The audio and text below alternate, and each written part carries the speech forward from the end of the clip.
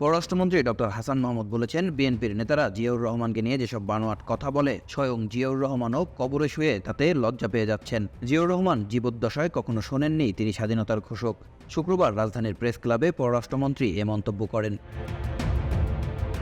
Doctor Hasan Mahmud বলেন, school ঘণ্টা যেমন দপ্তরি বাজায়, তেমনি জিয়াউর রহমান স্বাধীনতার ঘোষণা পাঠ করেছিলেন বঙ্গবন্ধুর পক্ষে। আজকে বিএনপি নেতা আব্দুল মঈন খান অনেক কথা বলেন। মঈন খানের বাবা আব্দুল মোনেম খান ৭৪ সালে খাদ্য সচিব ছিলেন। তিনি ষড়যন্ত্র করে মার্কিন খাদ্যবাহী জাহাজ ফেরত পাঠিয়েছিলেন। পররাষ্ট্রমন্ত্রী আরও বলেন, জিয়াউর রহমান আব্দুল মোনেম খানকে মন্ত্রী বানিয়েছিল। মঈন খান নিজেও সংসদে দাঁড়িয়ে বলেছিল, দরকার পড়লে দেশ বিক্রি করে দিব।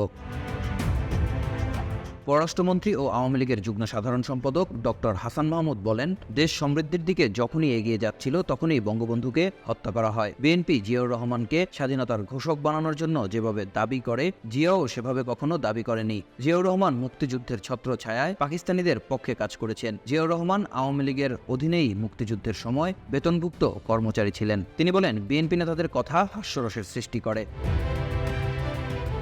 বিএনপি নেতা মঈন খানের বক্তব্যের সমালোচনা করে তিনি বলেন, যার বাবার জন্য দেশে দুর্ভিক্ষ হয়েছে তার মুখে এসব কথা মানায় না। বঙ্গবন্ধুকে হত্যার পর থেকেই ইতিহাস বিকৃতি করে বিএনপি নেতারা বিষেধাগার করছে, কিন্তু এখন সঠিক ইতিহাস জনগণের সামনে আসার পর তাদের মাথা খারাপ হয়ে গেছে। বিএনপি ইতিহাস বিকৃতির পাশাপাশি দেশের জনগণকেও বিভ্রান্তি করার অপচেষ্টা চালাচ্ছে বলেও মন্তব্য করেন পররাষ্ট্রমন্ত্রী।